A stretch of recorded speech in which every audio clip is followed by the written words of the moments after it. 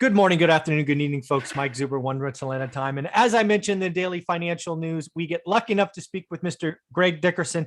He moved back the time slot 4 hours for us. So thank you very much, Greg. I appreciate it, as does the audience.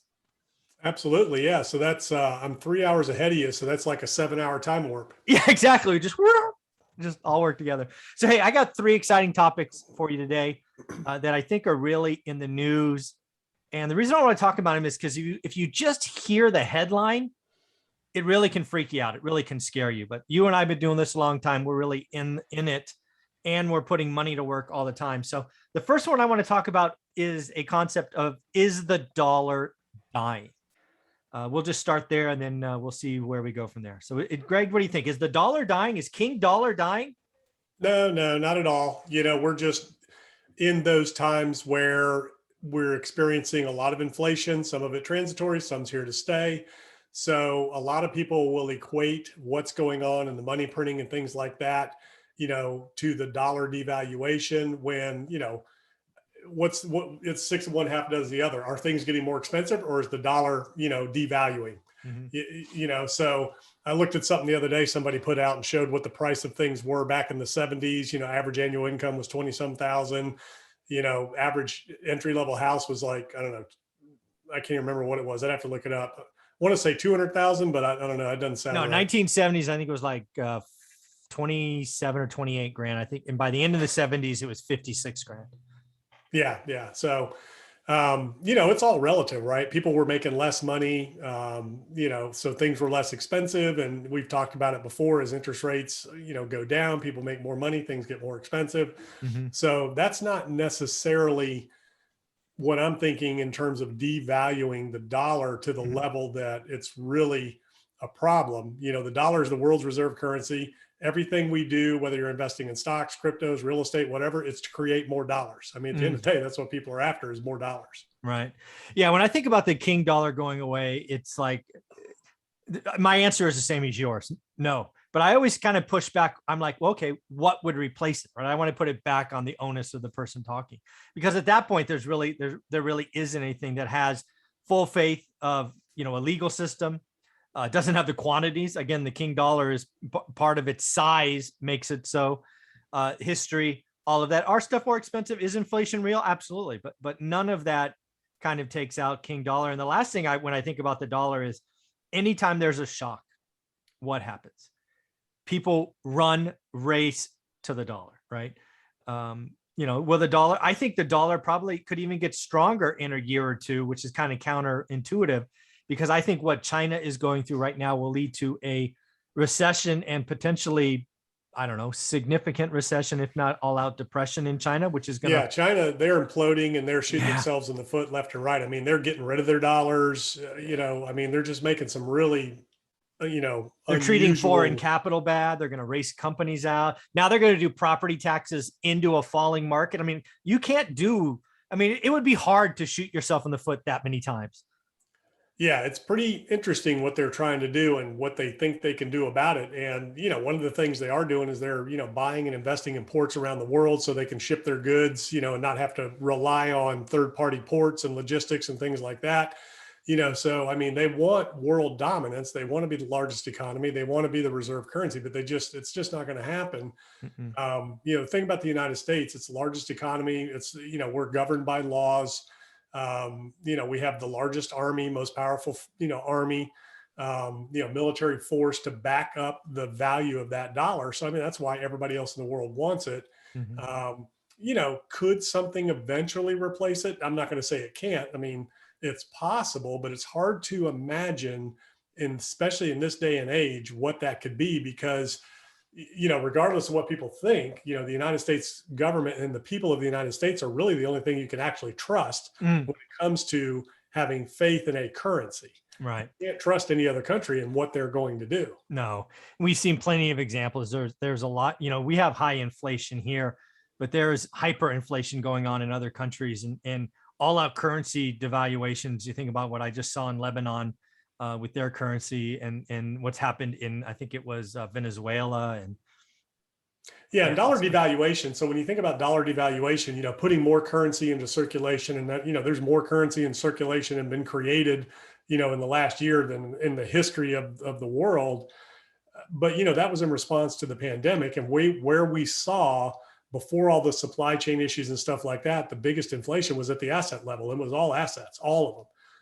We're seeing it in stocks, bonds, commodities, cryptocurrencies, real estate. There's still obviously little pockets, little sectors that did not appreciate, like certain types of commercial real estate you still can't give away, certain types of areas that property has gone down when the rest of the country's going up. Some areas of the world that are very depressed. So at the end of the day, all of the printing and stimulus that's been done and all the currency that's been put into circulation really hasn't had a hyperinflationary effect yet, like everybody's concerned about. And the real question is, can that continue? At what pace then can that continue? And it's an interesting question. It really is, because a lot of people think you can't sustain it, that our debt's unsustainable, that the amount of money printing is unsustainable. But we've been on this path, really since 2009 and haven't had any real serious repercussions yet. Yeah, it's something I've looked at a bunch. And again, it's kind of that, what number are you looking at? There's a lot of people that kind of look at the number, just the sheer size, and it's bigger than ever. So definitely a problem. However, just like buying a house, you don't buy a house based on price. Most people buy it on payment.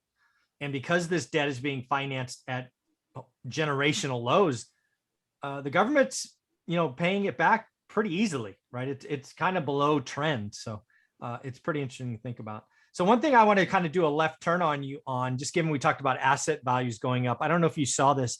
I think it was Elizabeth Warren who initially did this when she was running for president. She talked about taxing billionaires on unrealized gains. It looks like this budget reconciliation could bring that to fruition. Of course, they will sell it as only taxing the billionaires, but just like income tax when it was introduced in 1918 or 1919, it'll eventually probably hit all of us. So I thought I'd ask you about, what do you think about taxing unrealized gains in this new tax scheme they're going to throw at us? Yeah, it'll be interesting to see if they can actually get that through. And it's hard to believe that the Treasury Secretary of the United States is actually proposing such a thing. I mean, it's just incomprehensible. I mean, it's just hard to comprehend. How do you do that? So you go and tax everybody that has equity in their property when it goes up? And then what do you do when it goes down? Because assets go up and down. Markets are good and bad. So, hey, tax unrealized gains now, but what if my portfolio goes down? You're going to give me the money back? I mean, I don't see how they could possibly pass something like that. It makes zero sense. Well, so I actually agree with all of that, except I think it is going to pass because they want to spend another 1.9 or $2 trillion. They've already said they can't raise taxes on corporations for whatever reason. They can't do this. They can't do that. So they've got to, the whole deal of a budget reconciliation, it's got to come at net even. So there has to be tax revenue equal to $2 trillion created. And right now, this seems like a leader because it's very easy to sell. There's only 1,000 billionaires or 900 or whatever the number is. But folks, I have to tell you, I talked about it this morning. Let's see if I have my notes. It's so freaky. I don't have it.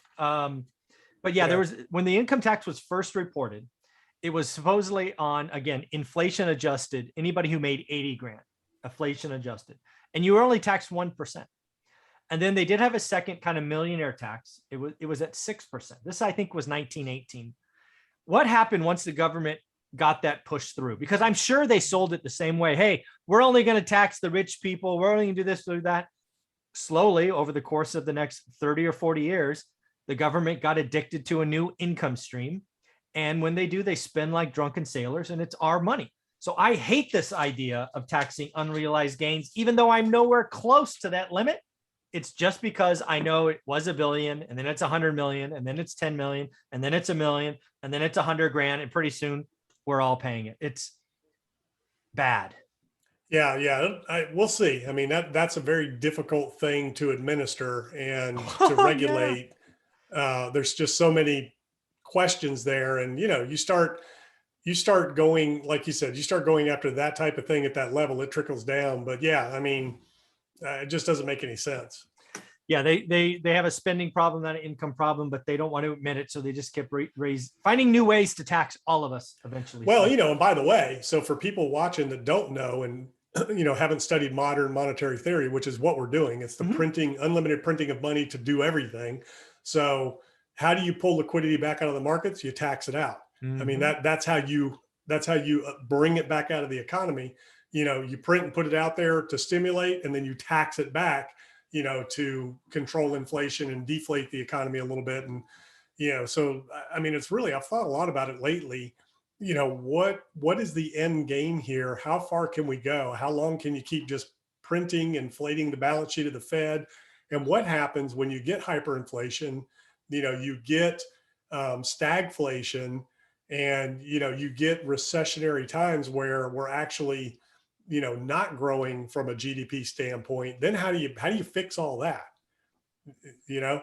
Yeah, it's well, I think the 70s taught us a lot. As you know, I think we're in the 70s kind of repeat, just different variables. I think a lot of people are saying we're not in the 70s because in the 70s, as you know, or you'll remember, it was really an oil driven, commodity driven, right? The OPEC came out, pulled back. It was a scarce resource. Oil was so much a part of all of our manufacturing and lives that it really was the thing. And they're like, hey, that's not happening today. Well, first off, oil is up quite a bit, but I think people are being too literal when they look for a repeat of the 70s. To me, Yeah, we I'm had more, double digit, interest rates. Mhm. I mean, there was just all kinds of things going on in the '70s that we weren't printing like we are now. We weren't doing monetary easing. We weren't doing fiscal stimulus. So, a lot of those things weren't happening, just like the Great Depression. Yeah. And the argument from the modern monetary theory is if we had done those things, we would have never had a Great Depression, that they didn't do enough back in Yeah, those days. I've heard They that as didn't well. Yeah. do, if they'd have done back then what we did now in the pandemic, you wouldn't have had a depression. So, Yeah. It would have been a bad again, recession. Yeah. they're just not thinking. So Janet Yellen, I mean, if she really wants to, buy into this policy and this theory, forget taxing, print. If you Mm. need money to spend on stimulus, just print it. Mm. Don't try to raise the money through taxes. That makes zero sense because you got record high inflation. Now you want to tax, put taxes out there. I mean, that's inflation's already a tax. Now you're going to put tax on top of it. Exactly. You've already, hyperinflated values of assets. So people's buying power, is down a little bit right now. Um, Pretty crazy times. Yeah. So in the end, for video number one, King Dollar is not dying. I actually think it might get stronger in the years ahead, but certainly not dying today. And I think we should all be concerned about this idea of a brand new income stream for the government, because once it goes through, they'll just keep moving the bar lower. And just like income taxes, where it only impacted a small percent in 1919, it impacts us all now. So, Greg, thank you very much for doing this. How can people find you? GregDickerson.com. All my information's there. Go check it out. YouTube, podcast, social media, GregDickerson.com. Yeah, you got to follow him on YouTube, folks. He puts out a lot of content. He has areas of expertise that I simply do not have. And I watch his channel every week. So thank you for all you do, buddy.